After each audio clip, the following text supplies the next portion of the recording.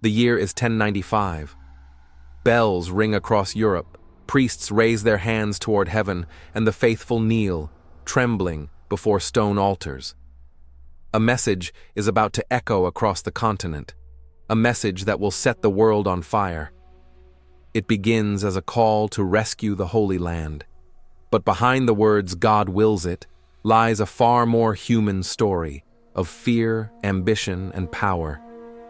This is not just a tale of knights and kings, it's a story of desperation, belief, and the dangerous collision between faith and politics.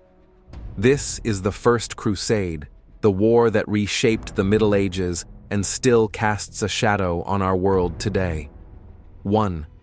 The broken world of medieval Europe. To understand the Crusade, we must first return to 11th century Europe, a continent lost in chaos. After the fall of the Western Roman Empire, Europe became a patchwork of feudal territories. Nobles ruled through violence. Peasants lived in poverty. Wars over land and honor tore kingdoms apart. And yet, amidst this turmoil, one institution rose above all others: the Catholic Church. It was the only power that stretched across kingdoms, languages, and cultures. But even the Church was divided, spiritually and politically. In 1054, the Great Schism split Christianity into two halves: the Roman Catholic West and the Eastern Orthodox East. Tensions simmered between Rome and Constantinople, two rival capitals of Christendom. Then, in the East, disaster struck. The Byzantine Empire, once the strongest Christian power, suffered a crushing defeat at the Battle of Manzikert in 1071.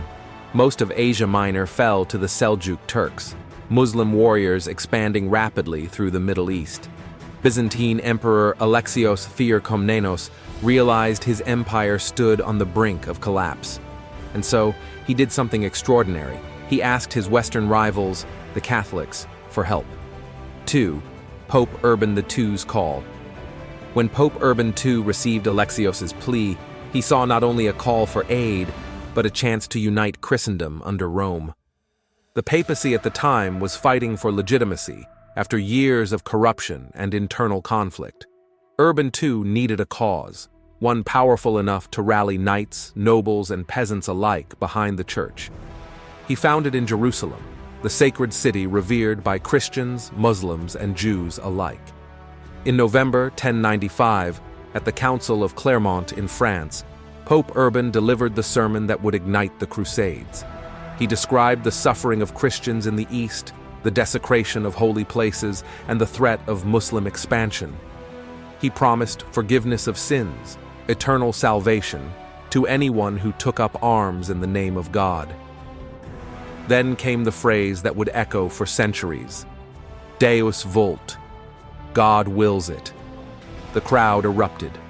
Knights tore pieces of cloth from their garments to form red crosses.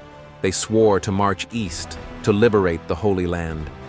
Urban had done what no ruler in centuries had achieved. He united Europe not through empire, but through faith. 3. Europe answers the call. The Pope's words spread like wildfire. Preachers carried his message to every village and castle. Soon thousands of people, nobles, knights, peasants, even monks and women, were inspired to join what they believed was a holy mission. But beneath the spiritual fire lay earthly motives.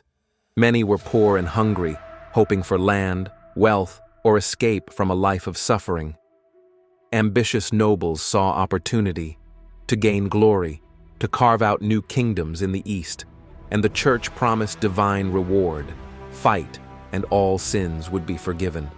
For some, it was salvation. For others, it was a chance to escape their past. And for a few, it was the ultimate adventure, a march toward the unknown. Yet this mass movement, fueled by faith and fear, was chaotic from the start. Not all who marched were soldiers. Many were peasants, untrained and unequipped, driven by blind devotion rather than strategy. 4. The People's Crusade. Before the great armies of nobles were ready, a spontaneous wave of zealots and peasants surged eastward. This movement became known as the People's Crusade, led by a fiery preacher named Peter the Hermit. Tens of thousands followed him, men, women, and children, believing God would guide their steps. But their faith could not protect them from hunger, disease, or human cruelty. As they passed through Central Europe, mobs turned their religious passion into hatred. They began massacring Jewish communities in the Rhineland, marking one of the earliest pogroms in European history. By the time they reached Anatolia, the Seljuk Turks annihilated them. Almost none returned. The People's Crusade was a tragedy, but it set the tone for what was to come. The dream of holy war had begun to devour itself. 5. The Knightly Armies. By 1097, the main Crusader armies, far better armed and organized, began their march toward the Holy Land.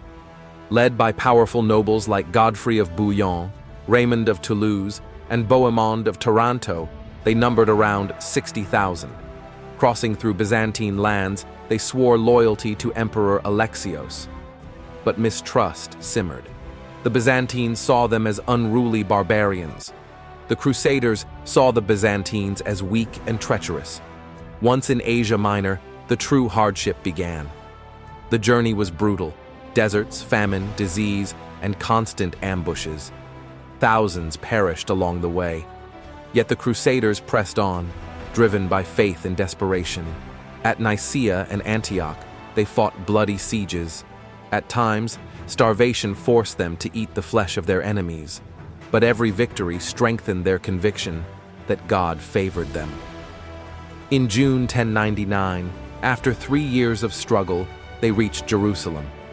The city, sacred to 3 faiths, became the stage for one of history's most infamous massacres. When the Crusaders breached the walls, they slaughtered thousands of Muslims and Jews. Chroniclers wrote that the streets ran with blood. Jerusalem was liberated, but at a terrible cost. To the Crusaders, it was divine triumph. To history, it was a haunting warning of what faith, twisted by power, can do. Twisted by power can do. 6. The true motives of the Crusade. The First Crusade is often remembered as a war of faith, but its causes were deeply human. Behind every holy banner was a mix of religion, politics, and greed. Papal ambition. Pope Urban II wanted to strengthen the Church's authority. By launching a holy war, he positioned himself as the spiritual commander of all Europe. Byzantine politics. The Crusade allowed Western forces to enter Eastern lands, giving the papacy influence over regions long outside its control. Economic desperation. Europe's younger sons had no land to inherit. The East offered opportunity, territory, loot, and wealth. Religious zeal. In a world haunted by sin and death, the promise of automatic forgiveness was irresistible. The Church turned war itself into a sacrament, a holy path to salvation. Fear of Islam. For centuries, Muslim powers had dominated the Mediterranean. The Crusade was also a way for Europe to reclaim its pride and confront what it saw as a spiritual enemy. In short, the First Crusade was not born from pure devotion. It was the intersection of faith and power, of salvation and self-interest. 7. Aftermath. A new world order. The Crusaders' victory in 1099 led to the creation of several fragile Christian states in the Middle East: the Kingdom of Jerusalem, the County of Edessa, the Principality of Antioch, and the County of Tripoli. For nearly a century, these outposts clung to survival amid constant warfare. But the Crusades changed more than maps. They transformed civilizations. Contact with the Islamic world reintroduced Europe to science, medicine, mathematics, and ancient philosophy, knowledge long forgotten in the West. Trade routes opened, cities grew richer.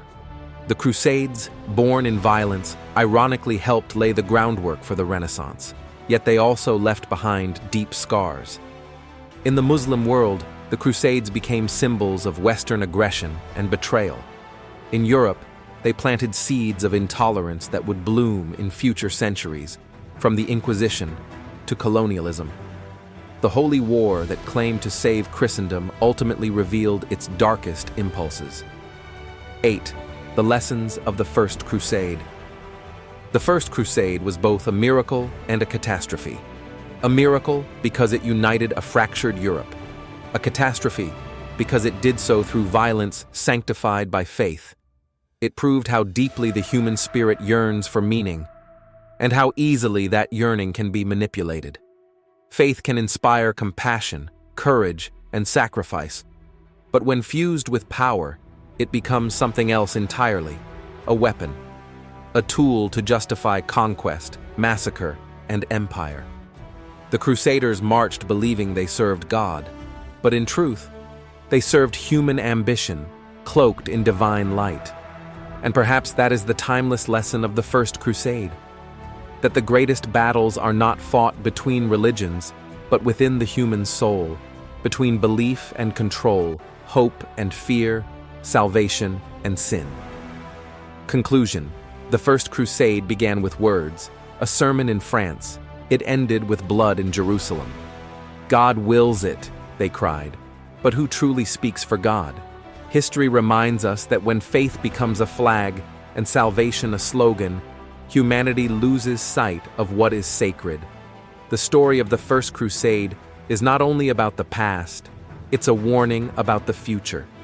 For as long as humans seek heaven through conquest, we may never find peace on earth. If you found this story fascinating, like, share, and subscribe to Timeless Questions channel, where we explore the civilizations, ideas, and mysteries that shaped humanity.